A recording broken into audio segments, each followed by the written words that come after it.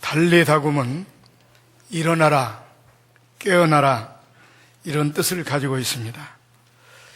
오늘 본문에 보면 예수님께서 죽어있는 회당장의 딸에게 손을 잡아 일으키시면서 달리다굼 이렇게 하니까 죽었던 소녀가 일어나는 그런 장면을 볼 수가 있습니다.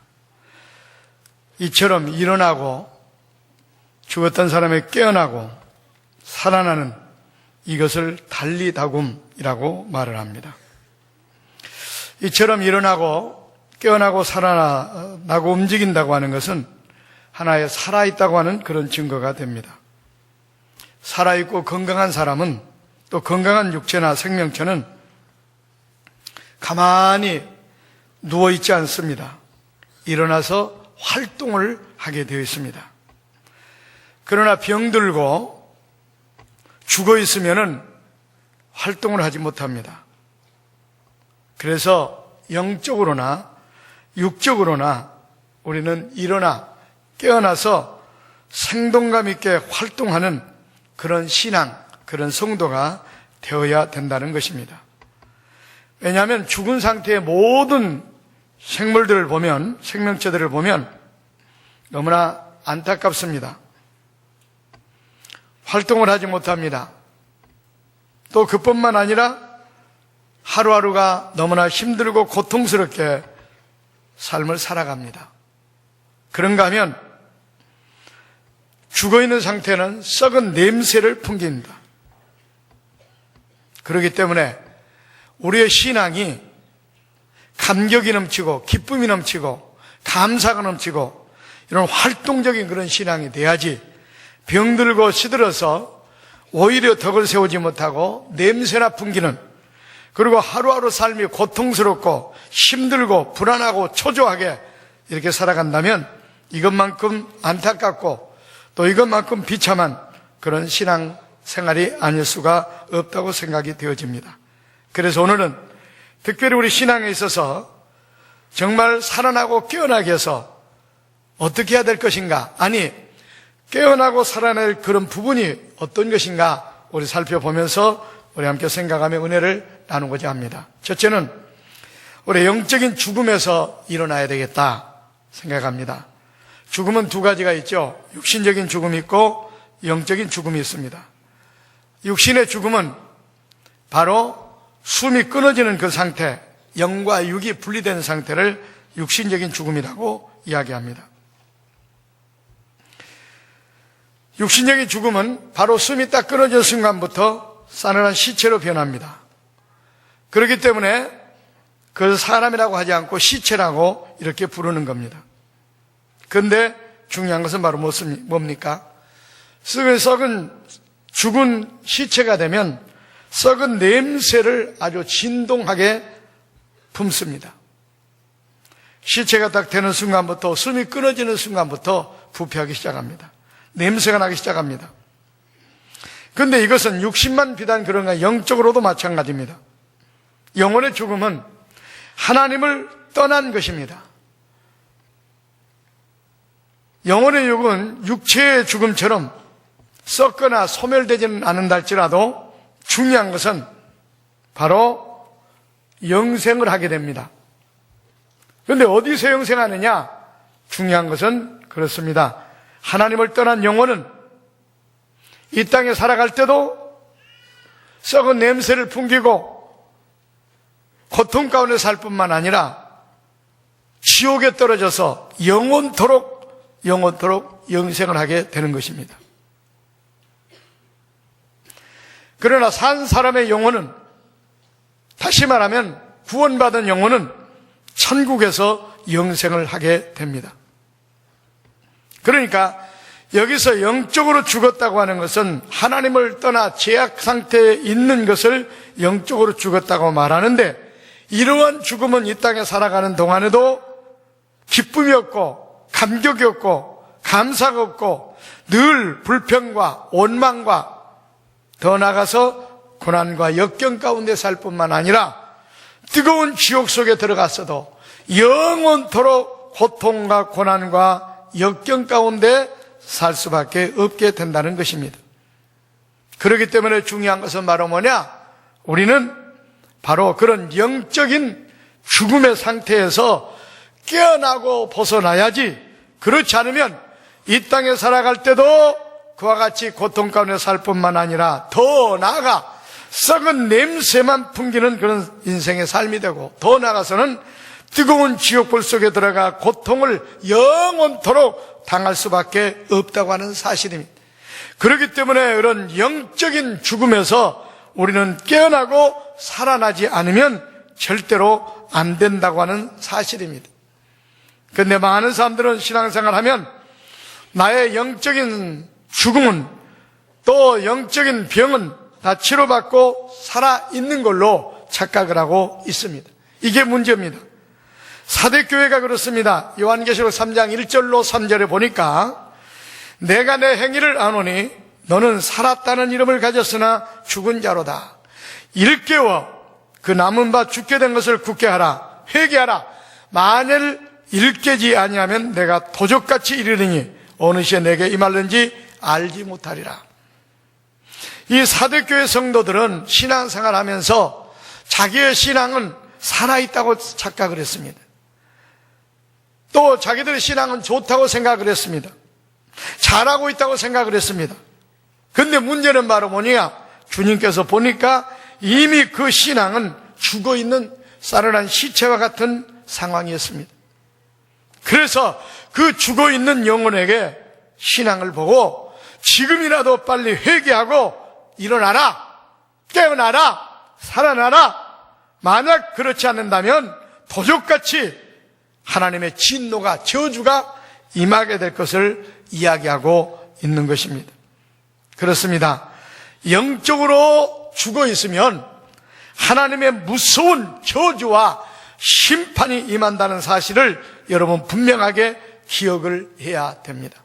그러니까 영적으로 우리가 죽어 있는 신앙에서 빨리 깨어나야 됩니다. 살아나야 됩니다. 그러면 영적인 이런 죽음에서, 신앙에서 우리가 살아날 수 있는 방법이 무엇인가? 에스겔서 2장에 보니까 이스라엘 민족이 영적으로 죽어 있었습니다. 환상을 보니까 완전히 앙상한 뼈와 해골이 되어 있는 그런 상태, 에스골 골짜기에 쌓여 있었습니다. 이때 하나님께서 에스겔 선지자를 부르시고 그를 향하여 이렇게 말씀하셨습니다. 그 뼈들을 향하여 하나님의 말씀을 대언하라. 이렇게 하나님께서 이야기합니다. 그러니까 결국은 죽어가지고 영적으로 죽어서 앙상한 뼈만 남고 해골만 남는 그들을 향해서 그것을 살아날 수 있는 방법을 하나님께 제시하는데, 하나님의 선지자에게 그들을 향하여 말씀을 대언하라는 겁니다. 그래서 어떻게 합니까? 말씀을 대언할 때 에스겔 선지자가 그 골짜기의 뼈들을 향하여 하나님의 말씀을 대언했습니다. 그러니까 그 뼈들이 일어나고 힘줄이 생기고 살이 붙고 가죽이 입혀지더니 다 살아나서 큰 군대를 이루었다고 에스겔서 37장에 분명히 이야기하고 있습니다. 자, 여기서 우리가 배울 수 있는 것은 바로 뭡니까? 사대교회 성도들처럼 영적으로 이미 피폐하고 죽어있는 그 영혼, 그 신앙, 앙상한 해골 골짜기처럼, 해골처럼 앙상한 뼈들처럼 에스겔 골짜기에 쌓여있는 그 뼈와 같은 사람들이, 그 신앙들이 하나님 말씀이 대언될 때 놀랍게 소생하는 역사가 일어났다고 하는 사실입니다. 그래서 하나님의 말씀은 우리의 죽어온 영혼을 소생케 하는 능력이 있다고 시편 기자가 이야기했습니다. 그러므로 중요한 것은 우리가 영적으로 변던 상태에 있는 이 영혼을 우리가 살기 위해서는 하나님의 말씀을 읽고 그 말씀을 듣고 우리 죽었던 영혼이 빨리 일깨워 일어나야 된다, 그 말입니다. 그렇지 않으면 하나님의 무섭고 끔찍한 진노의 심판을 우리가 결코 피할 수가 없다고 하는 사실입니다. 이스라엘 백성들이 바로 선택받은 민족들입니다. 그런데도 불구하고 그들의 신앙은 앙상한 에스골 걸작의 뼈들처럼 해골처럼 죽어 있었습니다. 오늘날 내가 교회에 등록했다고, 내가 세례를 받았다고, 내가 직분을 받았다고, 나는 영적인 생명에 살았다고 여러분들 착각하지 마십시오. 사도교회 성도들이 바로 그런 자세를 가지고 있습니다. 뭐라고 그랬습니까? 내가 살았다! 나는 신앙생활을 잘하고 있다! 라고 그들은 착각하고 있어요. 그래서 주님께서 그들을 향하여 너희들이 살았다는 이름은 가졌지만 이미 죽어 있다. 지금 일깨지 않는다면 도적같이 하나님의 심판이 임할 것이다. 이렇게 말씀하고 있습니다. 이 메시지는 바로 오늘 이 시대에 신앙생활하는 나와 여러분에게 적용된 말씀입니다. 오늘 여러분의 신앙들 한번 돌아보시고 내 신앙이 지금 앙상한 예수를 골짜기의 뼈들처럼 죽어있는 신앙은 아닌가 살펴보시기 바랍니다. 사도교회 성도들처럼 죽어있으면서도 불구하고 무감각해서 살아있다고 착각하고 있지 않은가 점검해 보아야 됩니다. 여기서 빨리 일깨워 일어나지 않으면, 죽었던 영혼이 살아나지 않으면 하나님의 무섭고 끔찍한 저주에 도적같이 임하는 그 심판을 결코 우리는 피할 일이 없다는 사실을 기억하시고 오늘 말씀을 듣다가 여러분의 죽었던 영혼이 소생하는 놀란 역사가 있기를 주의 이름으로 축원을 드립니다. 두 번째로는 영적인 병에서 치료받고 일어나야 됩니다. 육신을 가진 사람치고 병이 없는 사람은 아무도 없습니다. 대부분 경중의 차이는 있을지 모르지만 한두 가지 크고 작은 병을 다 가지고 있습니다. 그런데 중요한 것은 중병에 걸린 사람들을 보면 얼마나 안타까운지 모르겠습니다. 활동도 중단하고 늘 병원 신세를 져야 되고 하루하루를 고통 가운데 한숨 가운데 살아야 되는 그 처지를 한번 생각해 보십시오. 얼마나 힘들고 얼마나 어려운 인생길입니까? 지금도 병원마다 가서 보면 병실마다 사람들이 득실거립니다. 돈 없고 백 없는 사람은 큰 병원도 병실도 입원도 못합니다. 병원마다 얼마나 환자들이 많은지 줄을 서서 대기하고 병실을 기다리고 있습니다. 그런데 중요한 것은 그분들이 처음부터 그런 큰 병을 앓은 것이 아닙니다. 만약에 초기에 그것을 발견했더라면 쉽게 그 병을 고칠 수도 있었을 겁니다. 그런데 중요한 것은 초기에 괜찮겠지 생각하고 아니면 무감각하게 지내다가 그 병이 만성이 되고 중병이 되어버린 겁니다. 그대로 놔두면 어떡합니까? 결국은 신음하다가 죽음에 이르게 되는 것입니다. 그렇기 때문에 우리는 이런 병에서, 육신의 병에서도 마찬가지인 것처럼 우리는 영적으로도 병이 들게 되면 하루하루가 고통 가운데 보낼 뿐만 아니라 결국은 영원히 소생하지 못할 그런 영적인 죽음의 자리에 이르게 된다고 하는 사실입니다. 그렇기 때문에 어떻게 해야 되느냐? 영적인 병도 초기에 발견하고 빨리 치료받고 거기서 일어나지 않으면 영원히 치료받지 못할 그런 과정까지 이르게 될 수가 있다고 하는 사실입니다. 그래서 우리가 신앙생활하면서 늘 마음에 감격이 넘치고 기쁨이 넘치고 소망이 넘치고 이런 신앙생활을 해야 되지 않겠습니까? 그러나 병든 신앙은 감동도 없습니다. 기쁨도 없습니다. 감격도 없습니다. 늘 마음에 불안합니다. 초조합니다. 늘 마음에 만족이 없습니다. 기쁨이 없습니다. 불평합니다. 원망합니다. 여러분, 신앙생활 하면서도 이런 마음을 가지고 신앙생활 하면 무슨 의미가 있겠습니까? 그런데 중요한 것은 이게 뭐냐? 영적으로 병이 들면 그렇게 되어 있는 겁니다. 그러니까 영적인 병을 빨리 수술받고 치료받고 감격이 넘치고 기쁨이 넘치는 그런 신앙생활을 우리가 해야 되지 않겠느냐 그 말입니다. 자, 그렇다면 내 신앙이 영적으로 병이 들었는가? 온전한가? 뭘 보면 알 수가 있는가? 육신적으로도 병이 들면은 제일 먼저 찾아오는 게 뭡니까? 입맛이 떨어집니다. 밥맛이 없습니다. 그런데 영적으로도 그렇습니다. 병 들면 가장 먼저 찾아오는 것이 바로 뭐냐?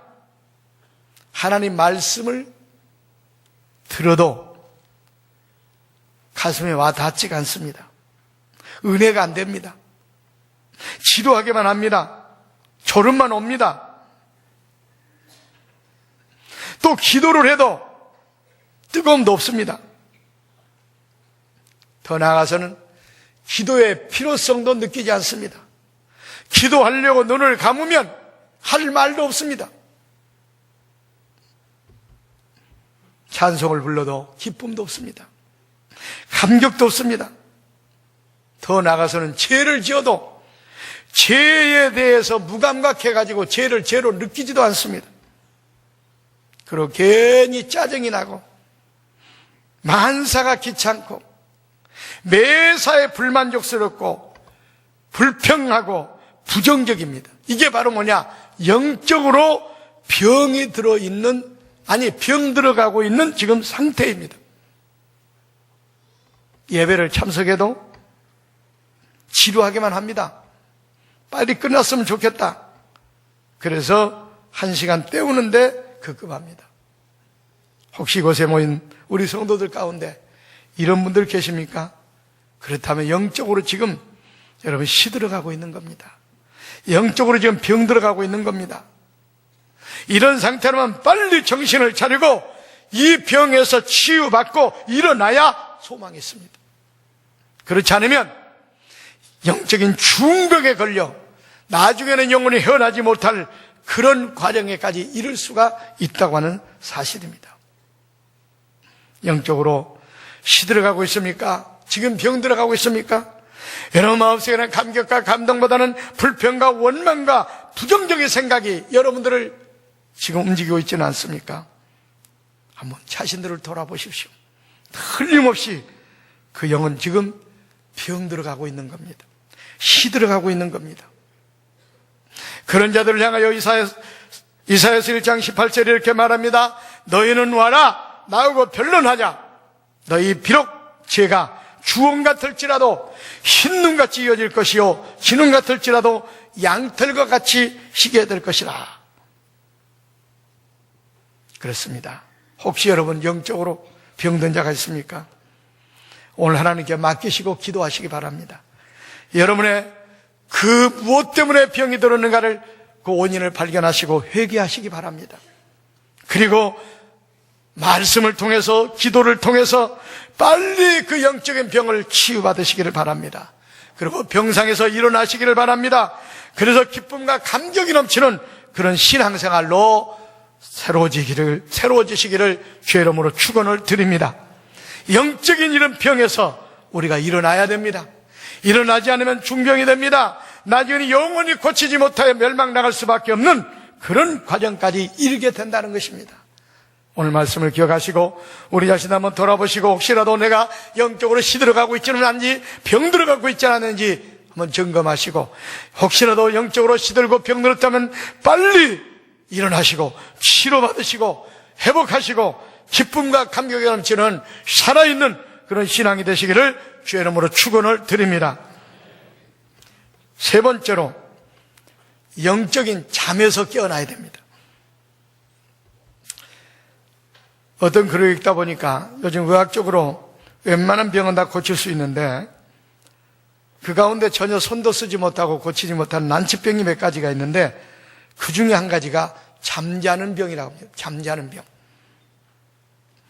잠자는 병에 걸린 사람은 이건 살았는지 죽었는지 모를 정도로 깊은 잠만 잔다는 겁니다.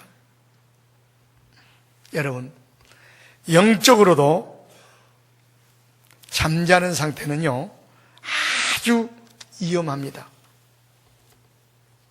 이건 신앙생활을 하는 건지 안 하는 건지 모르는 그런 상태를 영적으로 깊은 잠에 빠져 있다고 합니다. 다시 말하면 우리 주님께서 말씀하기를 신앙생활을 하려면 뜨겁든지 차갑든지 하기를 원하는데 미지근한 상태에 놓여 있는 걸 바로 영적인 잠을 자는 상태라고 말을 합니다. 그래서 요한계시록에 나오는 라오디게아 교회를 향해서 뭐라고 그랬습니까? 뜨겁든지 차갑든지 되기를 원하노라. 미지근한 너희 신앙은 싫다는 겁니다.